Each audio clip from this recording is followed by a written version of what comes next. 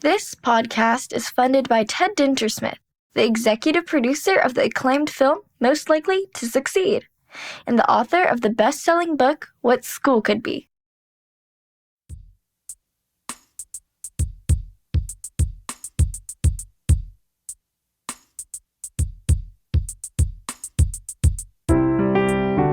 Hey everyone, this is the What School Could Be podcast. I am your host, Josh Rapoon. This is the sixth in a series of episodes that come from the Game Changer and Big Think speaker series in the whatschoolcouldbe.org archives. To join future conversations, go to community.whatschoolcouldbe.org. Keep in mind the audio comes from Zoom and YouTube live webinars, so expect a couple of bumps and knocks along the way.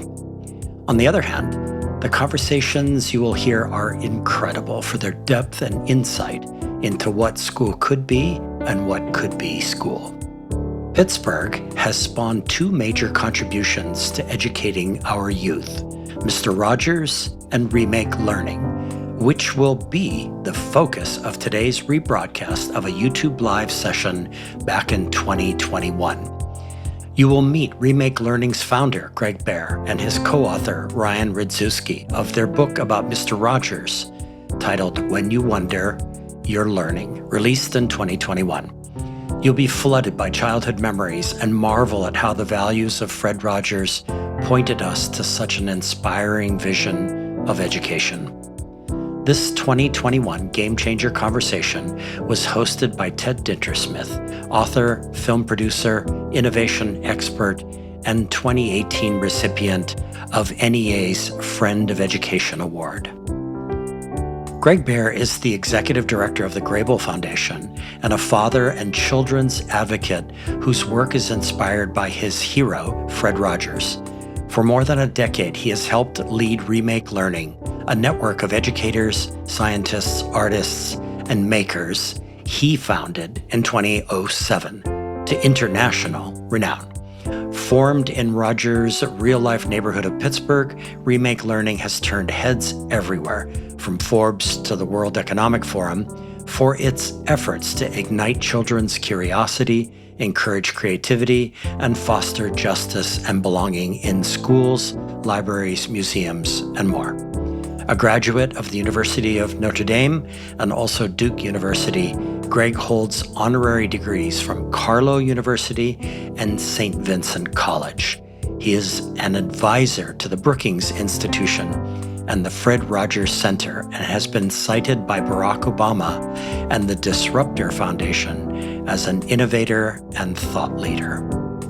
Ryan Rydzewski is an award-winning author, reporter, and speechwriter whose science and education stories span everything from schools to space travel to Mr. Rogers' neighborhood. A graduate of the University of Pittsburgh, he taught elementary school in southern Louisiana before earning a master's in fine arts in nonfiction writing from Chatham University. And now, here is the rebroadcast of a 2021 Game Changer conversation hosted by Ted Dintersmith with Gregg Behr and Ryan Rydzewski.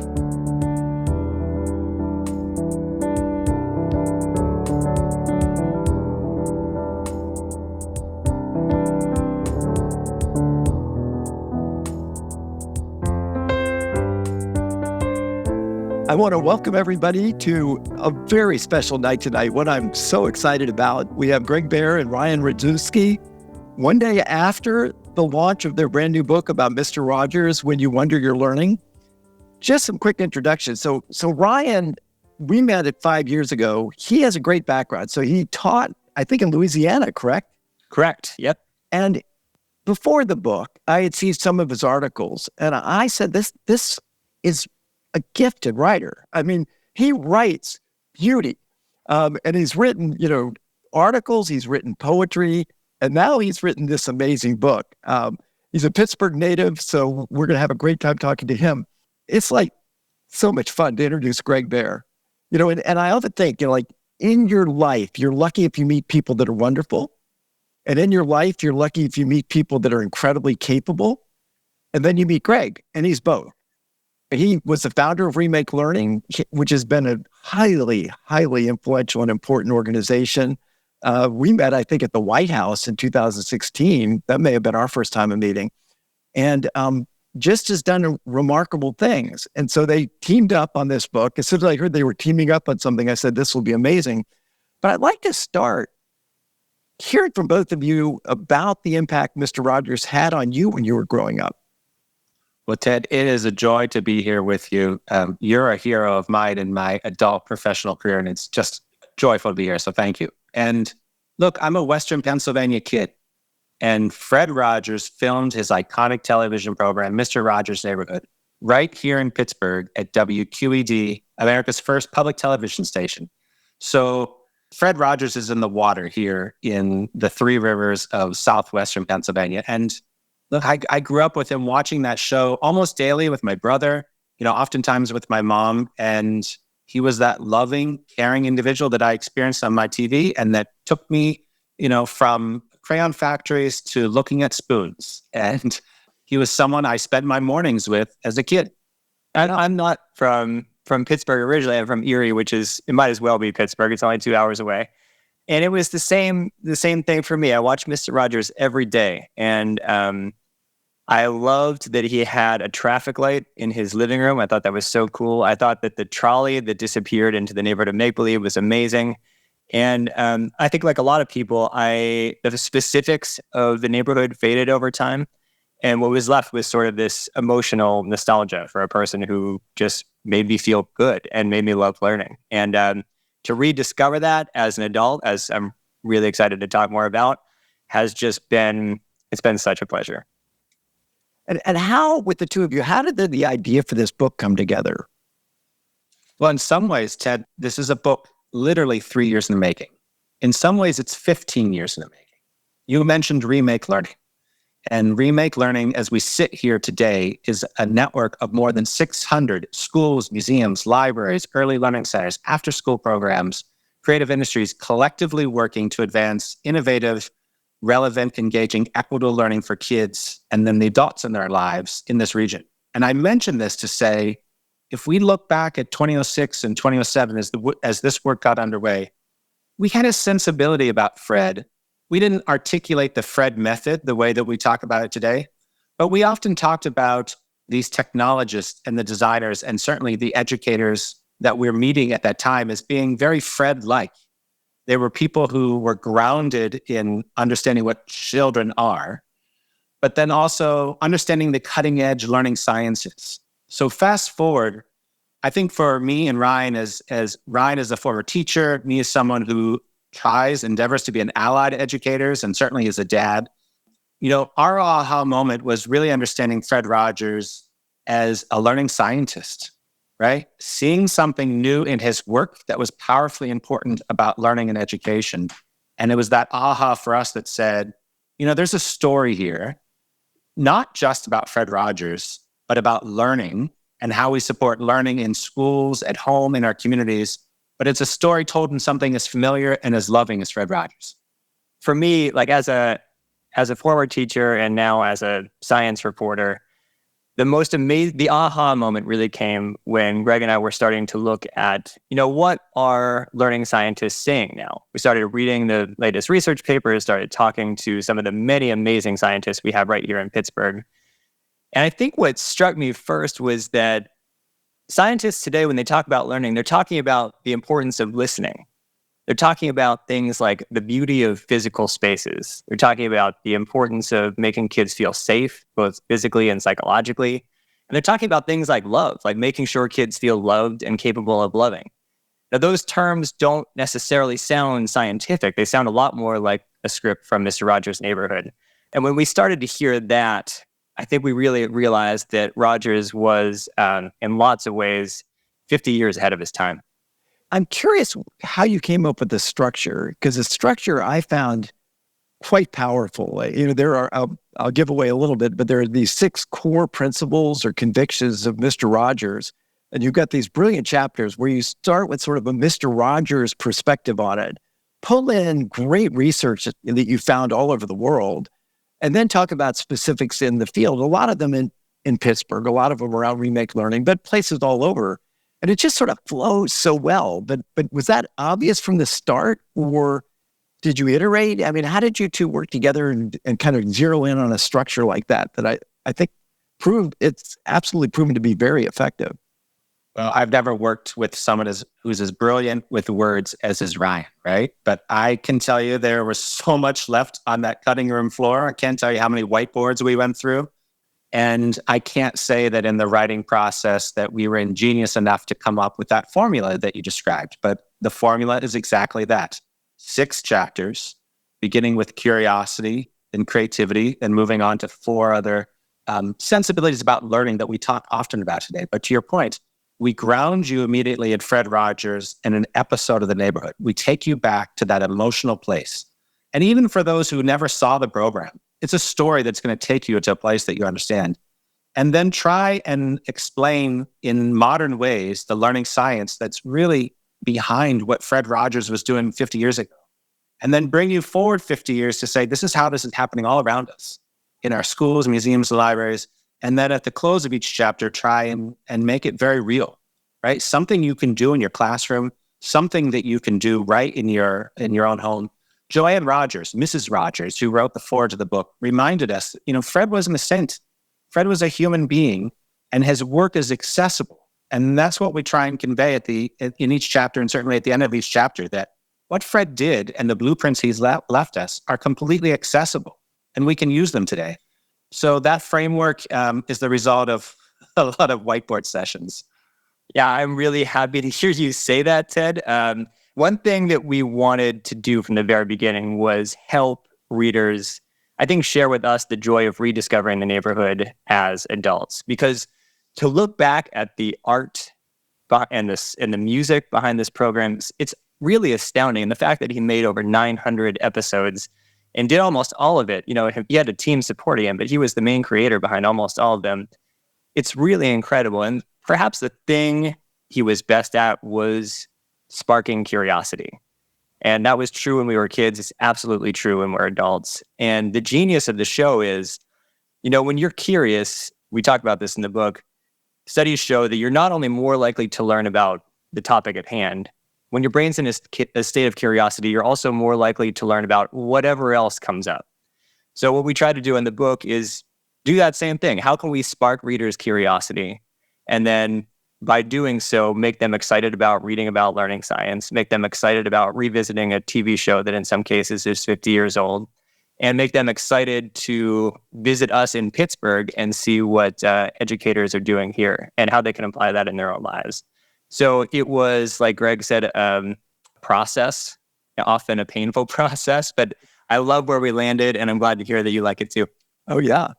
There are so many favorite quotes or moments from the book. And I want to come back to Joanne later on because she, in her own way, was an incredibly special person. And that foreword just made me cry. But she offered up one of Fred's favorite quotes, and I'll read it here, but it's from The Little Prince. What is essential is invisible to the eye. And talked about how in the show, a lot of the detail, things you just glossed over and didn't see, there was so much care and love and consideration that went into it. And I would extend that. I'd say that a lot of those same things are behind your book, right? There's so much, I'm sure, that you don't see when you read the written page that was behind it.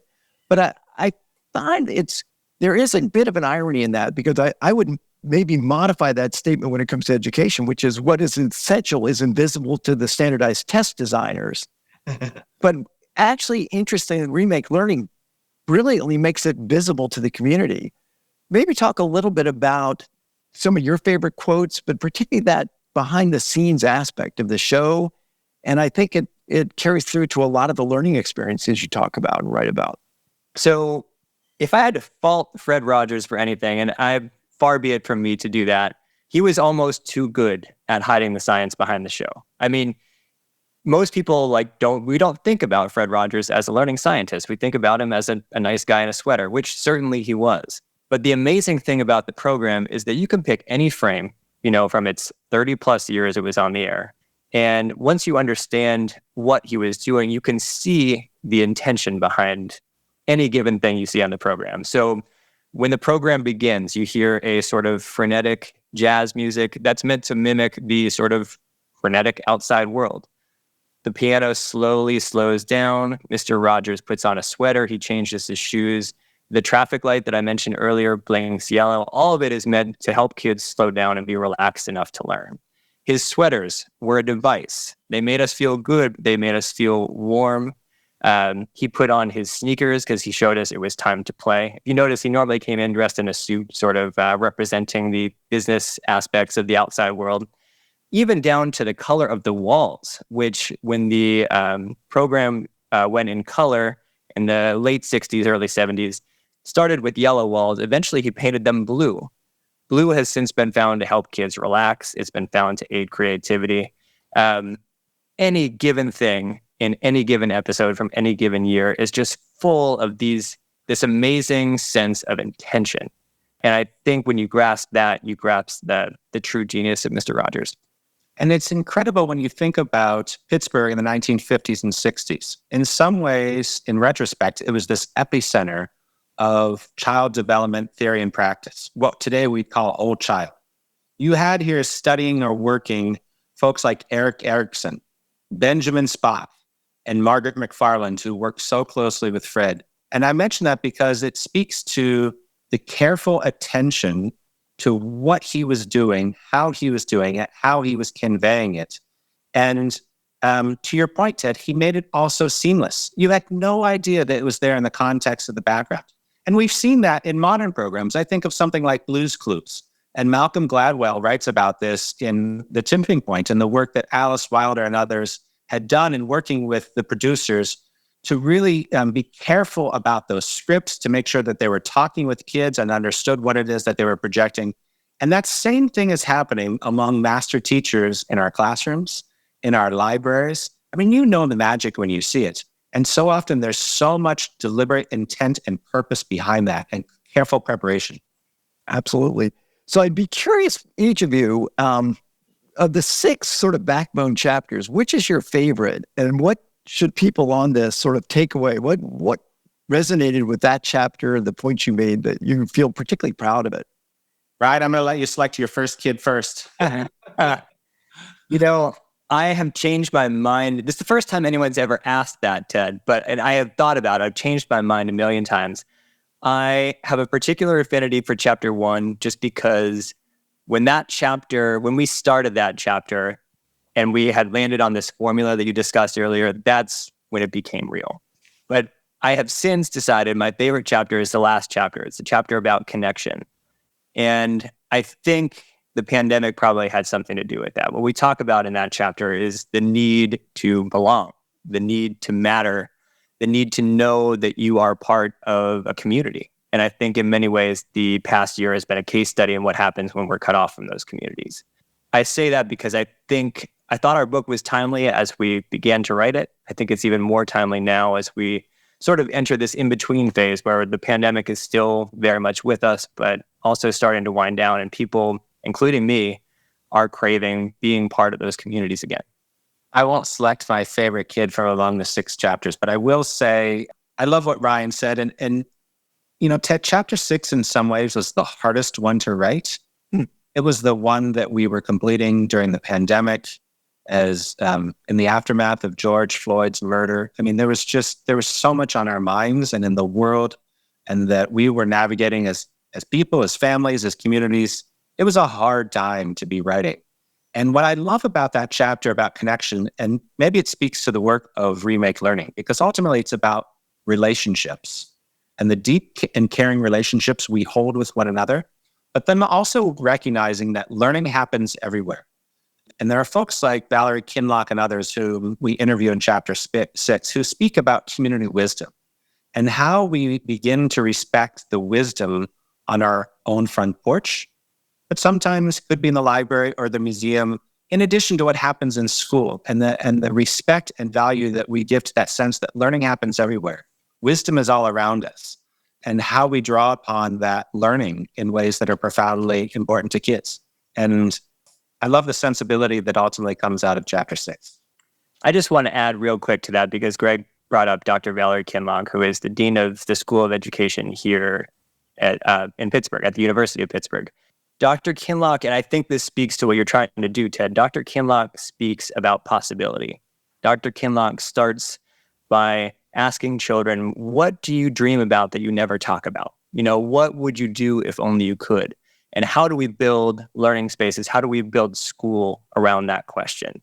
And I think a lot of people have been asking things like that, but to know that there is a dean of the School of Education training thousands of teachers every year, starting with that simple, powerful question, that's really, really exciting to me. And Ryan, you tell the story so well about her own aha moment about learning. So let's put you in Charleston, South Carolina. Valerie's growing up there in right on the Low Country, and she talks about her own experience of finding wisdom in the front porch, Ryan. Yeah. So in fact, I don't tell this particularly well. She tells it very well. I'm just going to read the quote. She's talking about when she realized that she really loved learning. I realized that the people around me were, quote, a series of books that I hadn't been reading. Everything my teachers were trying to teach me was always right in front of me. I didn't have to open a book to read it. I could just sit and listen to the conversations happening on the front porches or at the kitchen table or even in the hallways at school. And when I realized that, that's when I fell deeply in love with learning. And I love that because it speaks to what Gregg said about understanding and acknowledging that learning happens everywhere, even if we're not measuring it, and respecting that kind of learning and finding ways to bring others into it. And it ties in, you have this great anecdote early in the book with Fred Rogers, where people ask him, why aren't you teaching facts or numbers or letters or, things like that? And I'll read his quote, which was, I'd rather give children the tools for learning. If we do, they'll want to learn the facts and they'll want to build, not destroy. And what struck me as so powerful about that quote, it was getting at putting in place, setting the conditions that lead to great learning instead of what we do way too much of in conventional schools of just shoving it at the kids, but also reflected the true humanity of the man. You look at what he was interested in, and it was kindness. It was drawing out what makes us all human in a way that was just really powerful. And I think it's exactly what you said about Valerie Kinloch. Yeah, it's really great. And Ted, it was right around the millennium. One of my favorite quotations from Fred Rogers, and not paraphrase, but he essentially issued a challenge and said, our great goal is to make goodness attractive.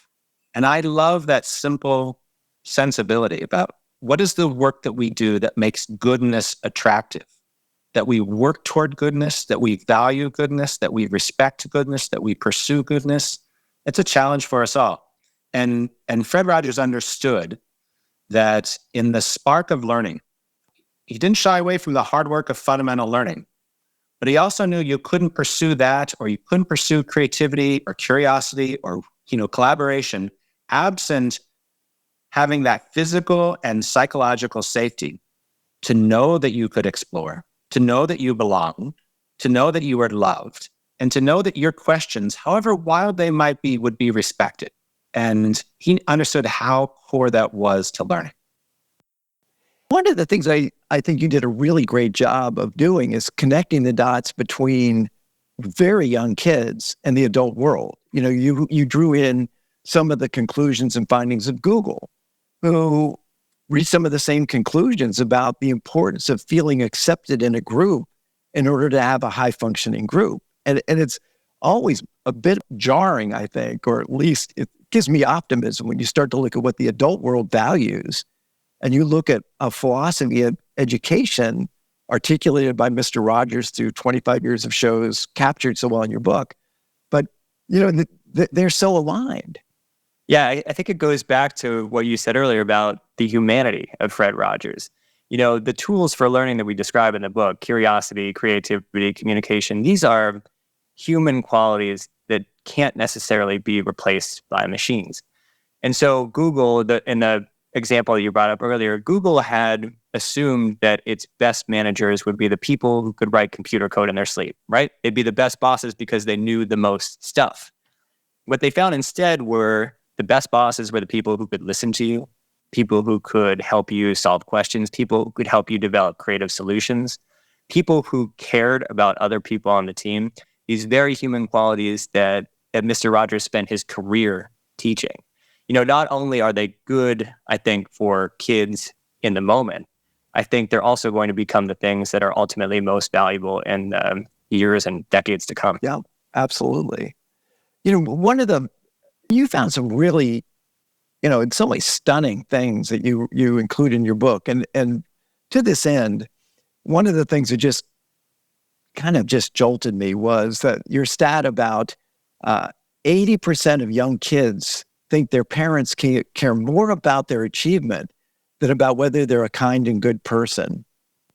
Yeah, I mean, and I think I can speak to that from personal experience. That's what I assumed that my parents cared about. I think that's what a lot of kids assume that's because that's what you talk about, that you talk about the day-to-day business of what grades you're getting. You talk about the day-to-day business of what you want to do for money when you grow up.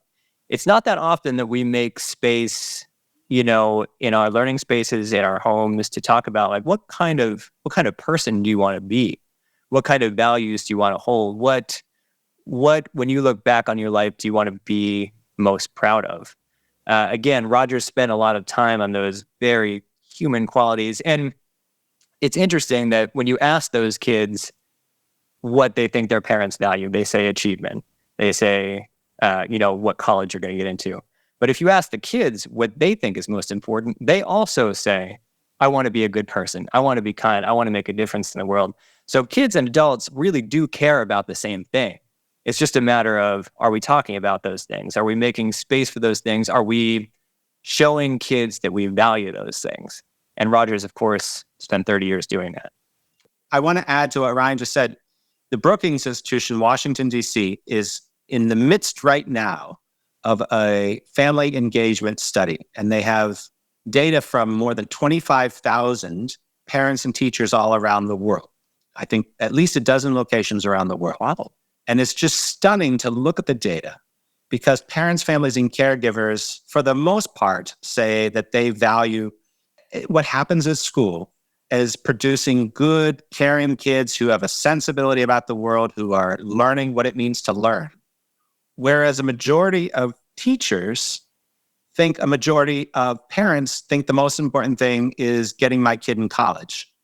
So it's just, it speaks to, when you think about teachers or parents or kids, we all have the same sense of purpose, but somehow we're misaligned in our understanding of what it is that we commonly want to achieve, which is why this communication amongst us, the work that you've done in 50 states around these United States, these conversations are so critically important about what school could be and should be, because we're remarkably aligned and we've allowed ourselves not to be.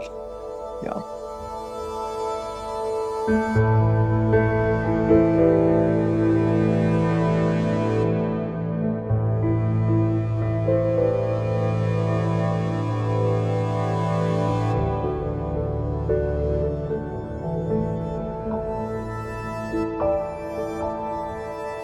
If I had to pick my favorite, it might be your creativity chapter. But again, it's easier when I relate to what you're saying about like asking you to pick a favorite out of 6. It's like, they're all my favorites. But there are a couple points that came through on both of those chapters, right? Which is what happens over time for kids as they go through, early grades, middle grades, late grades. And then what's happened over the decades. And neither one is working in our favor. And so in curiosity, there's not the same data there is in creativity, but I think it was your writing. I don't think it was somebody's quote that, curiosity can disappear in a snap. It just fades away. And I think you call out the fact or point to, you put young kids in a group and they ask 100 questions in an hour. And you see the same thing I see. I mean, it's heartbreaking. You go to high schools and generally the only question you hear is, will this be on the test? But you also had this mind-blowing data. I think it was the Torrance study. I forget who did the study on creativity, but whoa, it's like 4 or 5-year-olds, they rate, 98% of them rated the creative genius. And then it just this steady decline to, at age 10, dramatic drop up, age 15, huge drop up. By the time you're an adult, 2%. And getting worse over time, right? This whole sense we've had that somehow more data, more test scores, more, higher test scores, more worksheets is working in the favor of our kids. you really see it. You see it in the data, but you also see it, I think, in the pacing that comes through again and again with Mr. Rogers. It's very deliberate. It's purposely slow. This is not, a million miles an hour, like video game type of thing, but it's a very, accepting and like give people time to think and explore and play. So anyway, I'd love to get your sort of reaction to those two trends. As kids get older, what's happening, and over time, what's been happening? Well, one of the individuals and organizations we cite in the book is Bill Strickland at the Manchester Craftsmen's Guild, which is a world-recognized community arts center that's been replicated in places around the world. And Bill always says something so simple: environment drives behavior. And I mention that because that's part of the story. We think about the settings in early learning centers. Think about kindergarten classrooms. They're often just situated with lots of light, lots of color, tables and rounds, multiple adults in those settings, which is not the way you would describe sort of a typical high school classroom, right? If we think just about school. But we could also think about libraries or other spaces.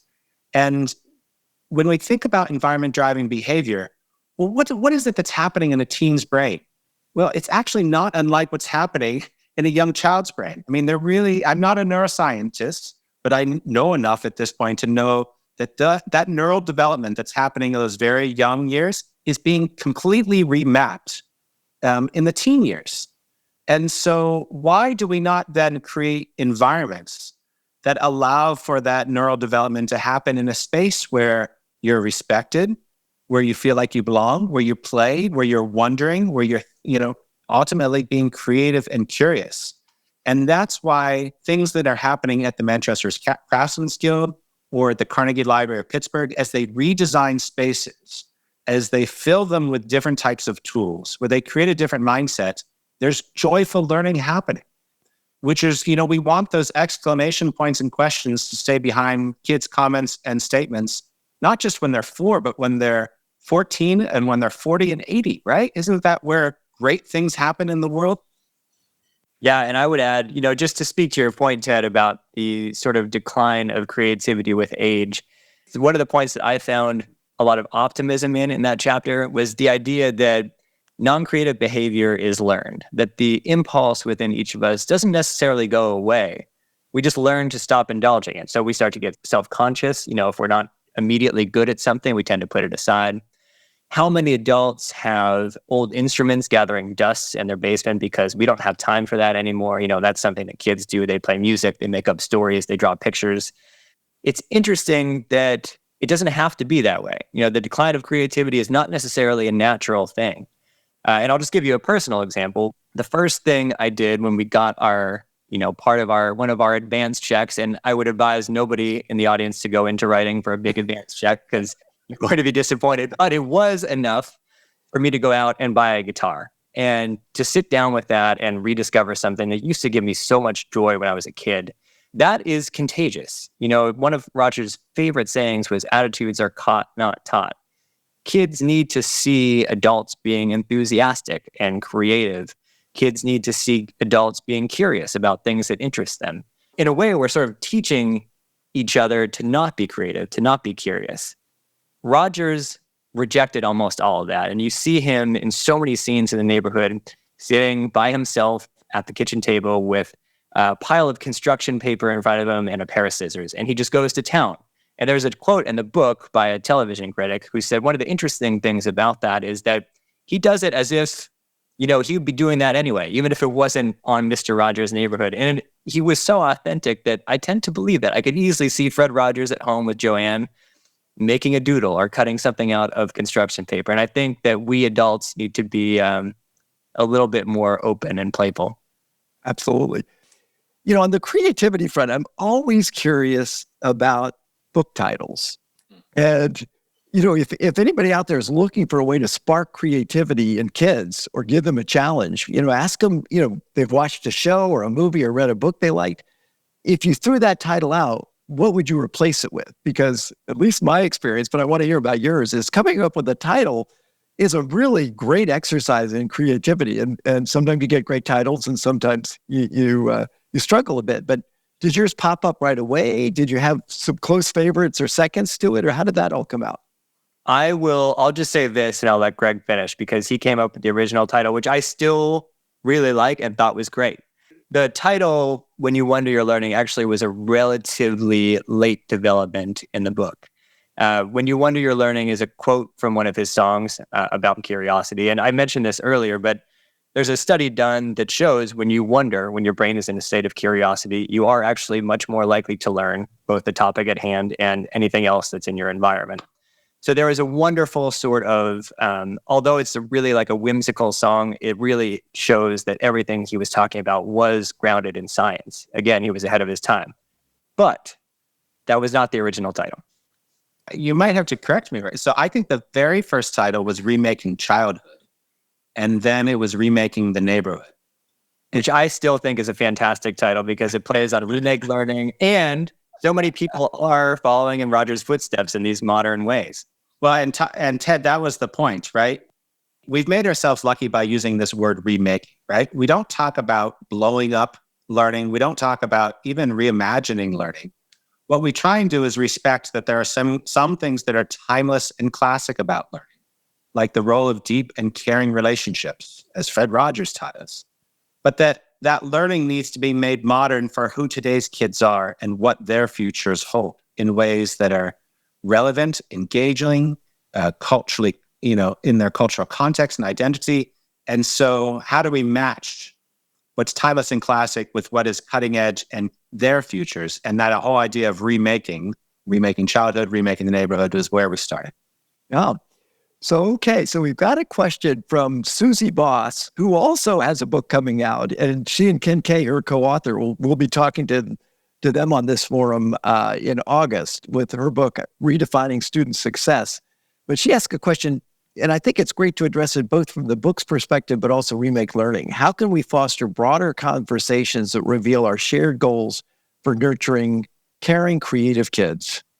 Well, part of it is just about holding space, right? When I talk about what remake learning is, and maybe it's easier in 21 to talk about, here's this network, hundreds of organizations. We provide services like grants and documentation and meetups and conferences. It ultimately is a network of humans where there's the ongoing work of relationship building through common experiences of meetups, of virtual events, of travel elsewhere, of gallery tours, of things like Remake Learning Days, spaces that allow people to come together. Because if you're lucky, say you're a classroom teacher, if you're lucky, you might be able to go down the hall and find 5 people who have your sensibility about what great learning can be. But sometimes you might be the only one in your building, or you feel like you're the only one in the building. And it's in that network, in Remake Learning, that people can find their people. But they also, the beautiful thing about Remake Learning is, yes, it's educators, but it's also youth workers, it's librarians, it's technologists, it's artists, it's designers. It really has brought together a community.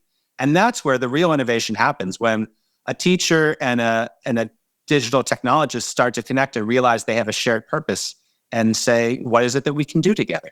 So it's really about the continuous, unsexy work of community organizing, community mobilizing, building a community narrative about what learning can be. We'll put in a little plug. So Remake Learning Days launches tomorrow. You've got a busy week, Greg, but that starts tomorrow, right? And you're doing it beyond Steeler Nation this year, right? Yeah, this is so fun, Ted. So when we talk about Remake Learning, we're really talking about a network of educators and professionals.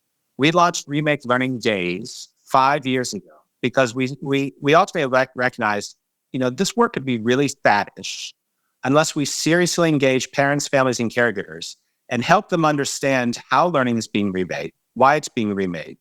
If their kid is lit up by something that's not in their own experience, like coding or computational thinking, maker-centered learning, arts-based youth reporting, right? Like, how do you then find the opportunities and start to think about your community as a learning landscape? And then start to demand that type of learning in your school, at a school board meeting, in your parent-teacher conference. And so think about Remake Learning Days as this learning festival that's family-friendly and future-focused. And in that first year, 2016, there were nearly 300 events all across southwestern Pennsylvania. Nearly 30,000 families came out. It was blew away our expectations. This year, even in the midst of a pandemic, the work is going forward. It's happening in 17 places across America, starting tomorrow, running through May 23rd, different dates across those 17 locations. But there are more than 800 events designed for parents, families, and caregivers, their teachers, and their kids to experience the joy of learning. And it might be right in their own school, could be in their community museum or library, it might be in a park down the street. But 800 events, many of which are virtual or hybrid, some of which are in person. And tomorrow it gets underway in Wisconsin, in San Diego, in Raleigh-Durham, and then in Eastern Kentucky. There are more than 800 events centered on the metropolis of Pikeville, Kentucky, starting tomorrow. Right? How awesome is that? That is totally awesome. And a different plug, but we work with you. I mean, we are such fans of your work, but we work together to come up with a couple of great video resources on Remake Learning Days. They're on our innovation playlist. I think you've got them on your site, but I've been there twice. It's just this explosion and just energizes people. But we have a couple questions that I think I'd love to get both of you, and Ryan, particularly from the classroom teacher perspective. But Mike DeGuire asks, kids today in school are not given, quote unquote, time to wonder due to the pressures they receive from teachers to be ready for testing. How can that change if the feds still require high stakes testing mandates for all states? Which I think right now is a particularly great question. It is. And I wish I had a solution to that. You know, as a former teacher, I know the pressure of standards, of testing. And I know the pressure of, there are many days where I never had a chance to eat lunch, let alone give my kids time to sit and wonder.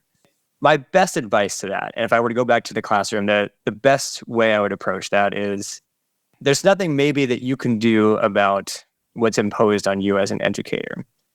But going back to that quote that Rogers loves so much, attitudes are caught, not taught. What can you do to bring your enthusiasm, your passions into the classroom? How can you do that in front of your students in a way that is contagious? Maybe your students aren't necessarily, they don't want to hear you play guitar, which is what I would go in and do. But maybe in seeing something like that give an adult such joy, it might be a little bit more open to the variety that you as an educator are presenting them with. And look, Fred Rogers didn't shy away from hard work, right? He was the consummate hard worker, and he recognized the importance of dedicating, but he also recognized the importance of creating environments that, change behavior, about giving space. And I think you've done this so well, Ted, with your work, highlighting things like Genius Hour, or some schools call them Period X. I mean, finding places and time where kids can explore things that are maybe off curriculum in the presence of caring adults, can pursue their opportunities. And the better schools are then thinking about how do we then start to think about portfolios and other profile work and interdisciplinary studies. But there are very simple things that can happen, again, whether it's in a classroom or right at home. And there's a great example in chapter 1 on curiosity.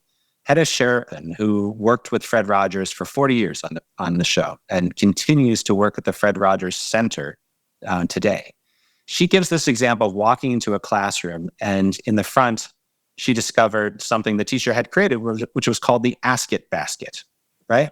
Now, I'm actually not certain, and I can't recall what grade level this is, but let's hope it was like grade 10, right? Yeah, the idea of the Ask It basket was kids have questions.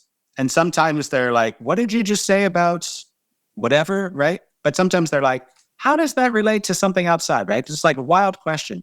And the great thing about the teacher is she wasn't quick to say like, oh, I have the answer for you, or like, what a bad question.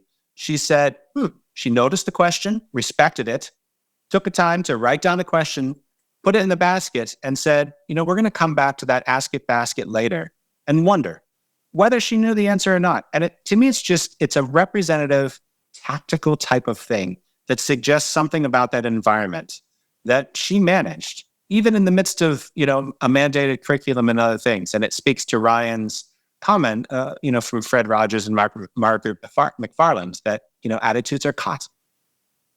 That actually makes me one more thing. I'm glad you brought that up, Greg, because Rogers somebody once asked him, what is the neighborhood? What are you trying to do with it? And he had a really interesting term for it. He called it an atmosphere. He said it was an atmosphere in which kids feel safe enough to be fully themselves. And, there's an example in chapter 5. We talk about a scientist named Jo Boaler, who some of you might be familiar with. She talks about there's sort of archetype of educator who everybody has had a teacher like this. You walk into their classroom and they say, well, half of you are going to fail, or nobody ever gets an A in this class. And on one hand, that might be a sort of well-intentioned attempt to get hard work out of students. But at the same time, that conveys judgment, that conveys a sense of threat, that conveys all these things that we know from science work against learning. Kids need to feel safe. Kids need to feel relaxed to the extent that they can. Kids need to feel that they are safe enough to be fully who they are. We have a great, it's not a question, but it's a really appropriate observation about curiosity, but it's from Xu Ye Pang, who she's a preschool teacher and says her kids ask tons of questions a day. Her husband is a professor for an MBA program. And the only questions he gets are, what does the final exam look like? Or will this case be on the quiz? And you realize, we do this to them, right? The kids don't do this to themselves. We do this to them. And I have to say, there's something about the tenor and spirit of this discussion that has unleashed the curiosity of this audience, because we're getting buried with great questions. This is a great question from Jessica Colts. It's hard not to notice that you show up as two white men. What ways do you work to make your knowings applicable to students, teachers, administrators who come from and or work with communities of color? Well, there are many layers to that. So first of all, I think Ryan and I are working every day to recognize our privilege, right? And as someone who's in a mixed marriage and whose kids are developing their identity very differently, I'm very attentive to this. In the book, what we try and do is uplift and elevate all sorts of examples. We're trying to share the wisdom of many people and organizations who themselves are of all different types of communities, urban and rural, who themselves come from backgrounds that are Black and brown and Latinx and otherwise. We try and uplift their stories and share their wisdom in the context of the learning sciences and grounded in that Fred method blueprint. I would say in the work of Remake Learning, so much of this work in the network is really about recognizing that leadership is a plaza and that there are many, many hubs of leadership, and that teachers trust other teachers, that museum exhibitors trust other museum exhibitors. And yes, we can create connections across and among them, but what are the ways by which we find ways to elevate educators writ large, early childhood through high school, in and out of school, in ways that they are leading the work, that their wisdom is leading the work, but then also the work that we do in different ways to center the experiences of Black and brown educators and learners and support and elevate their work and their voices. Yeah, it's a great question and something we were very conscious of writing the book. As two white guys writing about another white guy in a field, a sector, education that has long been controlled by white guys. Absolutely. I guess the only thing I would add to what Greg said is, I hope that we conveyed this in the discussion, that this is not a book about us as experts. This is not a book of original research. This isn't a book necessarily of our expertise. What we do try to put forth are examples of other people who are doing this work really, really well. And I hope that we've selected examples in the book, in each chapter, that people of every background can see themselves in. Whether that's talking to Dr. Aisha White, who runs a program called Pride here, which is promoting positive racial identity in early childhood development. What her entire job is to help Black kids feel good about who they are, feel good about their heritage, their culture. That, to me, is a Rogers-esque mission. And I hope that we've found people who are following in Rogers' footsteps, but are doing so in ways that are very authentic to themselves and to where they come from. And Ted, if I may, I'll share a personal story that I've been more comfortable sharing recently, right? Because it's an example of how this book profoundly affected me personally. and how I'm learning. Because as Ryan just conveyed, it's really the wisdom not only of Fred Rogers, but it's the wisdom of Aisha White. And we mentioned Dr. Valerie Kinloch and Bill Strickland and others. So a number of weeks ago, my wife and my other daughter are upstairs. My older daughter is sitting behind me on the sofa. I had a long day. I just was collapsed on the floor, flipping among NCAA basketball games. And I hear in my right ear from behind me, "Daddy, am I going to be shot?" And it was this jarring moment. And look, I'll be the very first one to say I've never heard a question like that. I know for a lot of families in America, they've heard that question 10,000 times. There are many among us who are lucky that they'll never even possibly hear that question. For me, that was a reckoning moment. It was, you talk about your heart going cold. And it was as if this book came rushing forward and said to me, "Gregg, what do you do at this moment? Like, how do you be a better dad in this moment?" And I thought of the wisdom of the people that we elevate in this book. And I need to acknowledge the question. I need to notice it. I need to make sure that she feels safe physically and comfortably. I need to acknowledge that I don't have the answers. And I need to acknowledge that we're going to wonder together what that means and why she would ask that question and why things like that happen in the world. And it was the case that, as a 9-year-old, she's developing her identity, and the shooting of Asian Americans in Atlanta had come into my household here in Pittsburgh. And it's that wisdom, and it's the community wisdom in this book that helped me in that moment. And ideally, it's the wisdom of blueprints set forward by Fred Rogers and remarkable educators in our lives that comes forward in this book.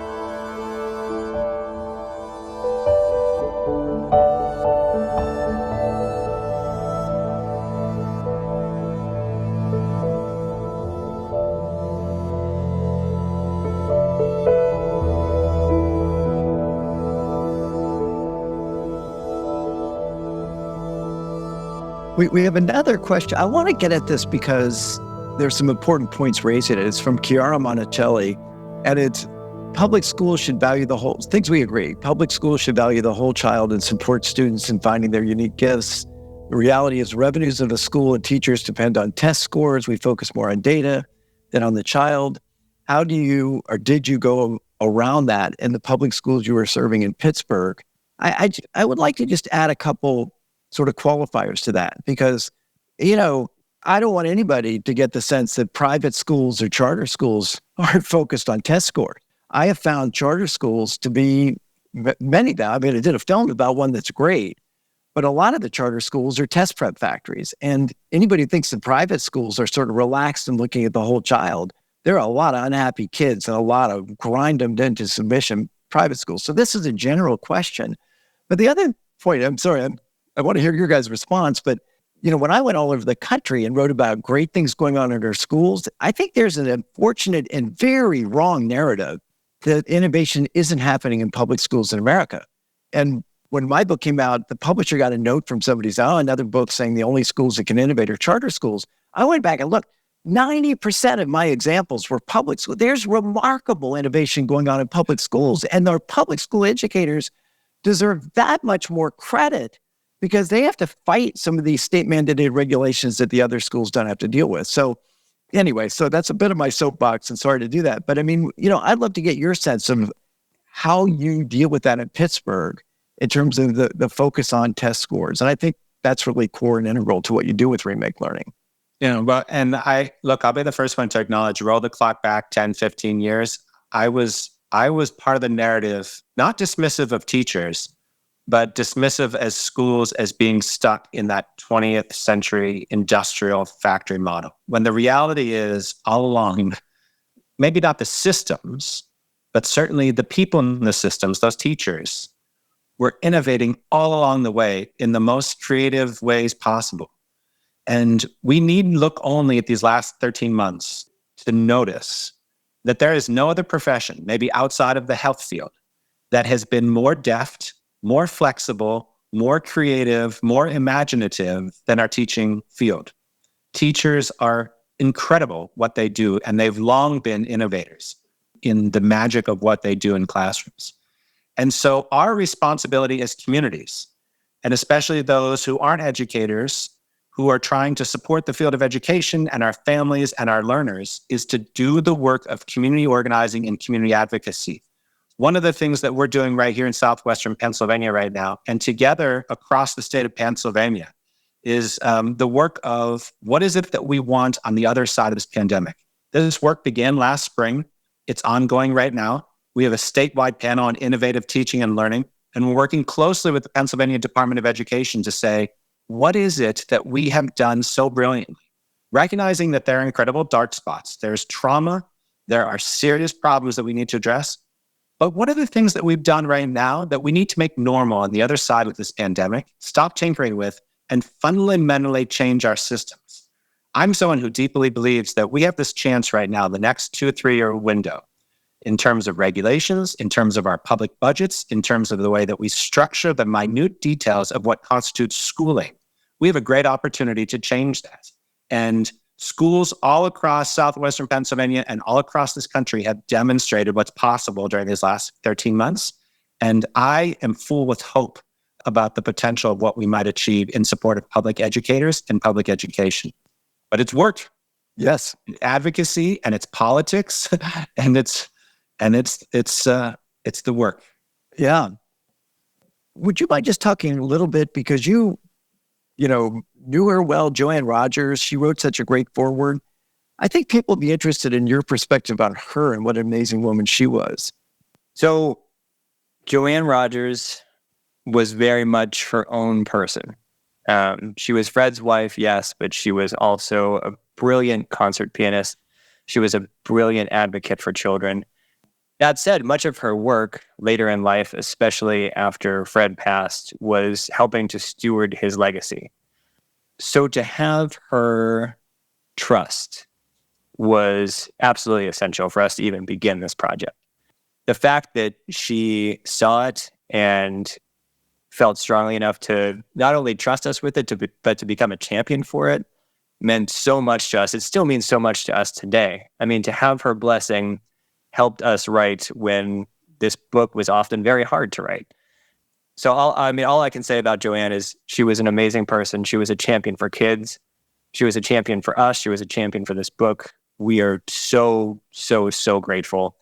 And I'm so glad that we have her forward, because I think in many ways, Joanne's, her presence is still with us, just like Fred's is. And she's exactly like you would imagine her to be, Ted, or she was, right? She was just so loving. She had an infectious laugh. She actually could be hilariously funny, but she was also incredibly super candid. And when she said, "I love you," as she would say, like, you just felt like, oh my gosh, Mrs. Rogers just said she loved me, right? Like, she just was this amazing person in herself. And it was incredibly, it's still sad that we lost her earlier this year. It's hard. That was heartbreaking. So we're about to wrap up. One of the things your book suggested, and I'm going to ask us collectively as a group to do, is to take a few minutes or moments. We're going to make it, seconds here, but just to think about, each of us to ourselves, people who were kind to us and helped us along the way. So I'd ask everybody, just step back for a second and think back over your life. Who stands out as having helped you and was kind to you along the way? But then you go one step further. And this is what I'd ask, and I'd be particularly want to deliver this message to our unbelievable educators that are on this, is that you then say, just think about the people you were thinking of and how they feel to know that you thought of them. And it's really quite powerful. And the thing I would say, having talked to lots and lots of audiences of non-educators, is when you ask them who made the difference in their life, they always point to, teachers that made the difference. And it's really that opportunity. I think it's the real blessing of being in the education field, is how much you're changing lives. So listen, guys, I just want to say again, like, a huge congratulations. This book is, I thought, as I was thinking about what I'd say about this book, and I didn't say it in the blurb, and I wish I had, but I'll say it tonight, which is, there's a lot to love about this book, and there's a lot of love in this book. And you guys pulled both of those off. So it's really just phenomenal. We do have, Remake Learning, our little videos on our innovation playlist. We'll be trying to figure out ways to carry on this discussion on our What School Could Be platform.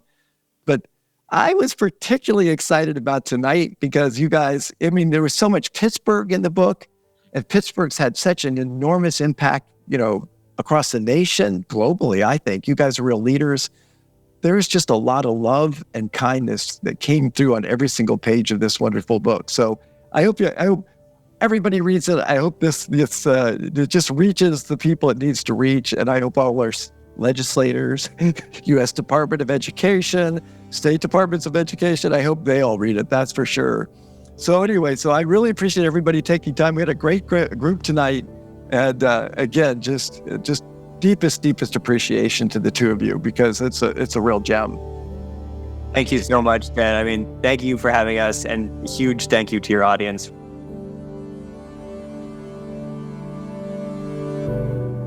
Our editor, creative consultant, and sound engineer is the talented Evan Kurohara. Our theme music is created by a remarkable pianist, Michael Sloan. Producer of 12 albums with over 100 songs, Michael Sloan is featured in Apple Music, Spotify, and all major music platforms. You can also find his work at his YouTube channel. Michael has listeners in over 100 countries and 2,000 cities. We'd be grateful if you would support these episodes with leading-edge, innovative, and imaginative educators and students by giving us your own rating and writing a review wherever you get your podcasts. This series is sponsored by education change agent Ted Dintersmith, executive producer of the award-winning documentary film Most Likely to Succeed, and author of the best-selling book What School Could Be.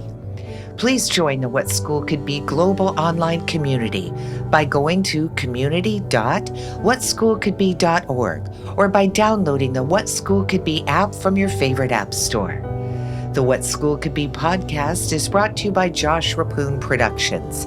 Send your feedback to josh@whatschoolcouldbe.org and follow the show on Twitter at WSCB Podcast. Finally, listeners, one of the most important things we can do is to bring kindness and compassion into the world. For sure, we need a surplus of both right now. Thank you so much for listening.